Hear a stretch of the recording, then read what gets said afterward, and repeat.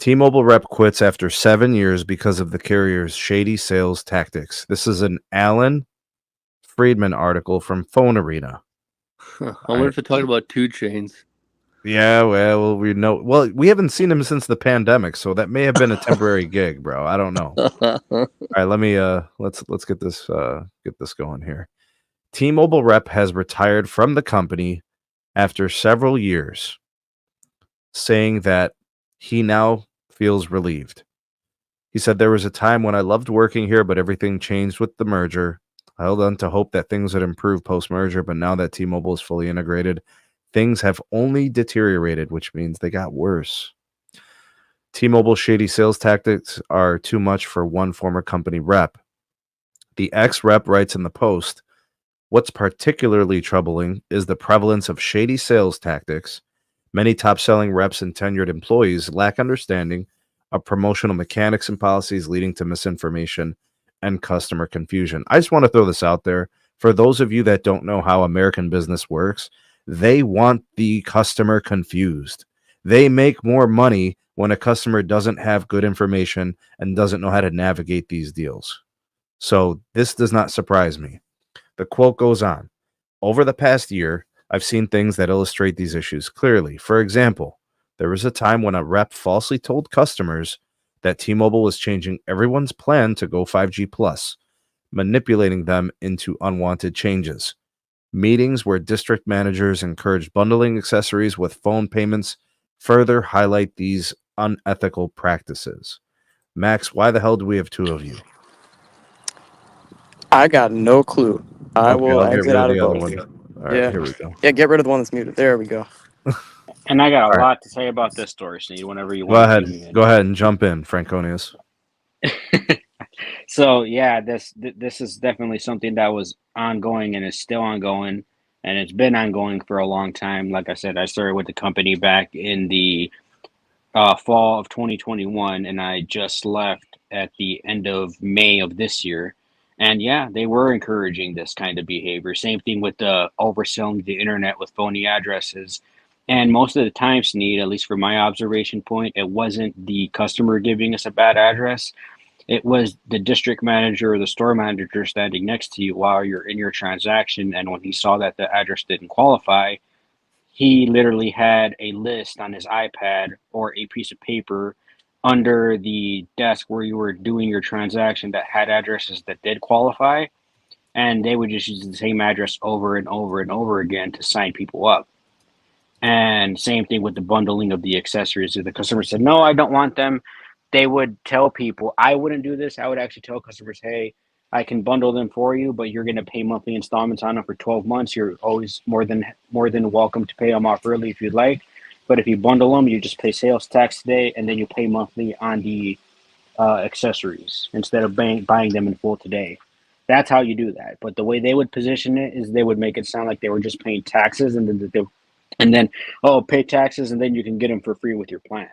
That's not how it worked. They would just confuse people, and then people would come back, "Hey, why is there this extra $8 charge on my bill for a case and a charging block?" "Oh, well, it's because you bundled your accessories and you're paying them on installments. You Frank, didn't is get this them for statement free." true? Former T-Mobile rep says others at the company committed fraud are being rewarded. I mean, Basically yes. saying they're being financially rewarded for pushing these policies and, doing all these kind of Yes, unethical because transactions. a lot of the times they change the metrics for what you get on your commission payout every month. And one of the categories is what they call accessory attach rate.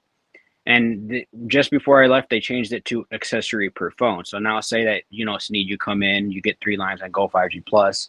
Now it's required for you to get paid out full for that transaction as a sales rep or as a sales assistant manager. You have to bundle at least 2 accessories with each of those phones. And the way that they would get that conversion number is they would bundle them with the phone, pay the taxes on them, and then they'll tell customers, "Oh, I'll give them to you for free," but really you're paying them on installments. So yes, I would say that's No fraud. way. That is absolutely fraud. I heard about a Sprint store that used to do that back in the day, and someone just outed them on Reddit. it was a scam. They basically overquoted the price of upgrading a phone, and then they just kept saying, "Oh, here's this thing for free. Oh, here's this other thing for free. Here's this other thing for free." Yeah, now you basically coaxed the customer into thinking they're getting some kind of deal, Yeah, like you were doing them some favor. You just yeah, shot over so that they wouldn't ask questions. exactly. Yeah, and And you then know what? Well, and then another reason that I left Two Sneed was because Jet, my manager, he said your numbers are really good, but they could be better. We could get you fully paid out, and they were constantly trying to pressure me to do this bundling and over quoting and under delivering to customers. You know how I said earlier that I would actually go into granular detail and tell the customer, hey, this case is $40, the screen protector is $40. Put them on installments. It's going to be $4 a month for each for 12 months. They tell me, don't tell the customers they're on installments. Just tell them that they're going to pay taxes and they're included with the price of their plan. I was like, well, that's not true. oh, that's You just know, messed up. yeah, like that, like that's not true. And that's why I was like, you know what? I'm done. Like, I can't do Yeah, this anymore. I can't keep yeah. coming back. And then, when they heard about, I didn't tell them where I was going. I didn't tell them I was jumping to the competition or anything. But when Yeah, they Oh, heard that's bro. I was so leaving, bad. when they heard Bro, I was leaving, Songs. they literally offered me a job as a store manager so I wouldn't leave. I was like, no, there's nothing you guys can do or say to make me stay here because I know what you guys are doing and I don't agree with it. I'm not a Frank, fan. that's the best thing you could have done. That's a W. Yeah, Uh, honestly, it is because like that's another reason that I started. I'm not to go on a side tangent, but why I went on a diet just before I left. Like now, like I'm not stress eating anymore because of all the shit that I had to do working there and all the shit I had to watch people do while I was there. Because sometimes because I was the assistant manager, and sometimes when I would see my reps and my store manager wasn't in the store, I would step in and I would correct them in the middle of a sale, and I would be like, "Hey, sorry, my rep gave you incorrect information, but this is really how this works." But it Frank, do you was Oh remember the story no. we covered? Where a lady or a dude walked into the T-Mobile store, just wanted to buy the phone outright, didn't want an accessory, didn't want anything added, didn't want additional services, didn't want to add lines, nothing. He's like, "Look, I just need a phone. I'm going to just buy this iPhone outright." The employee literally walked away and said, yeah. "I'm not going to sell you that phone." I And the actually saw that person's at like, my store a couple times, Sneed.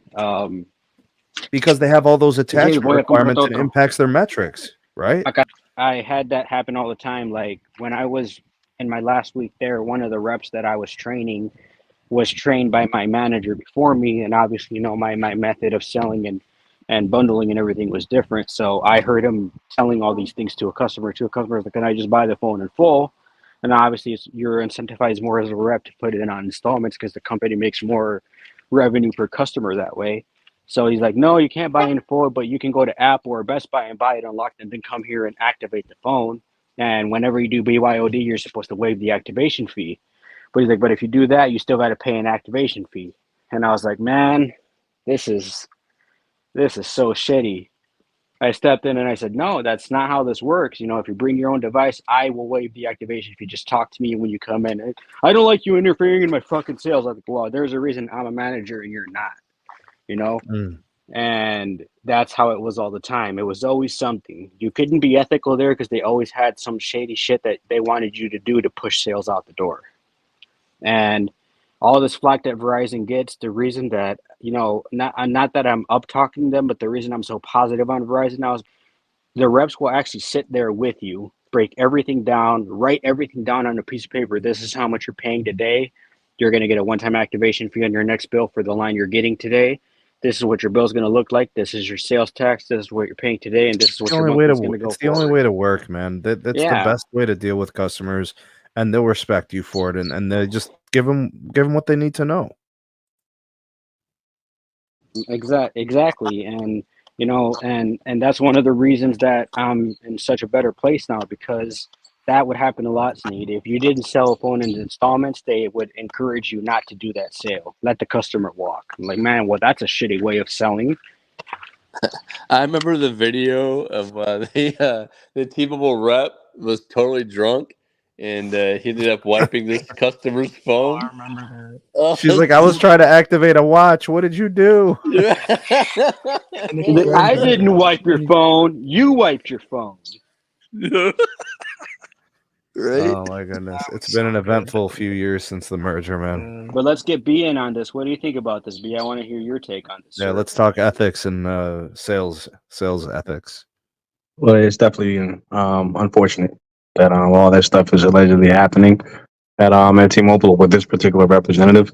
I don't want to cast aspersions on an entire sales organization because there, for all we know, this could be isolated between what this particular rep is alleging and the store or the location he was at. I don't know what's happening out there. Yeah, we don't know if it's corporate or if it's a affiliated Yeah, that's authorized just dealer or whatever. yeah. I'm not really sure about all that, so I don't want to cast aspersions on an entire organization. But what I will say is, this is why, it's kind of important to make sure that you're, as educated as you can be. But I always encourage people, my friends, my family, get as good as you can with your, my Verizon app, whatever T-Mobile calls their crap, AT&T, whoever. Get familiar with it. Learn how to manage your own account as much as you can. There are some things that will require assistance from a representative, and of course, you'll have to, be as specific as you can as far as what you're asking for and all that kind of stuff. But try to serve your account as best you can. There's not much on accounts nowadays that you can't do on your own. There are some companies that do in-store pickup, for example. I believe Verizon still does that. I don't know about the other carriers. But I mean, if you have the ability to begin your order online, pick up your phone, it reduces the amount that a rep has to touch your account because your order is already being placed and all that kind of thing. So you want to just try to, self-serve as much as you can, and then also be as educated as you can on what's being offered at the time you're willing to or wanting to make a purchase. So because I mean, unfortunately, fraud is out there. Um, I don't want to try to, act like it's widespread, but it does happen. So you just got to protect yourself as much as you can. I worked in 3 different stores across my tenure there, and every store, like you said, I'm not trying to cast aspersions on the whole company, but when I was working at the store, running it as an assistant manager, and I was encouraged by the people above me to utilize those tactics, who's not to say that that's not how they trained every employee before me. Luckily for me, I was one of the most knowledgeable people there because before, I've been a member of Sneed's channel since like 2019, 2020. So before I started working for T-Mobile.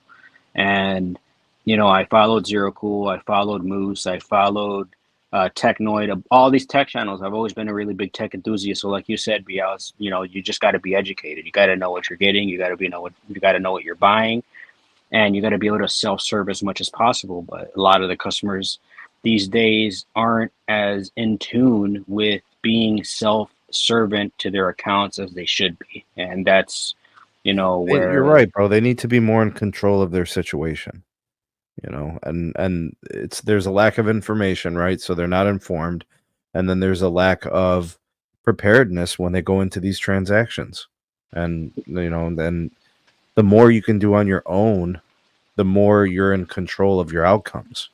One time I was suspended from the store for 2 days with no pay because I was explaining things too thoroughly to a customer. Is that what they put as the reason in the write-up? No, they just said Conduct detrimental to the business or yeah, something? no, they just said Umbrella what term. was the term they used? Insubordination. Insubordination. Yeah, insubordination. Insubordination to training tactics is what they put in the write-up. Because I was, breaking down the accessories on monthly installments and the insurance and everything and bundling everything. And my manager said, "You're talking too much and explaining too much. Just tell them to press the plan and what they're paying today and get them out the door and sell them as quick as possible. You're spending too much time with each customer." Well, that's just how You should report them. Bro, you were destined to be somewhere else other than them. Report them. That's gotta be super, super illegal. But if that's a common theme, then where's that complaint going? Yeah, that's why I just let it go. Like I said, I was stress eating. Like now, I'm down 20 pounds since I left. I'm in a better place financially. I'm working with a more ethical company. Like I was saying earlier, all the dispersions that Verizon gets for being the most expensive, and now that I'm working there might be a reason why. That's all I'll leave that at. This is unfortunate. I'm not casting dispersions on the entire company, but the specific store that I was at, it was, that's how it was. You know, It didn't matter. there's a piece in this article, Frank, that says, you know, the vibe is like we're hoping that things change, right? We're hoping that it's a phase and that, you know, things get better. And I think that's what we can all agree on. You know, we want to see cultures within businesses that are more honest, more open, more transparent, you know, explaining things to their customers. That's just good business. I think when businesses become consumed in only increasing the revenues. I mean, a good business transaction is when a business sells something to a customer, the customer pays, gets what they wanted, feels like they're getting what they paid for. That's a good transaction. I think that's all we really want, good transactions. And there's hope that things can change. And, you know, maybe it's just a phase and hopefully that can improve in the future. But, I mean, Now it's I only wanted Fryer to. at the helm. No way.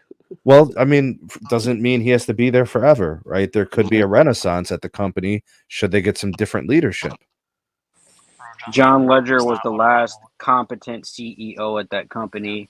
And as long as the culture that's being cultivated with the new implementations of pricing and structure and payouts for commission, these tactics are going to keep getting pushed on reps, because if you don't, that's the difference between getting a $500 commission check at the end of the month and a $2,000 commission check.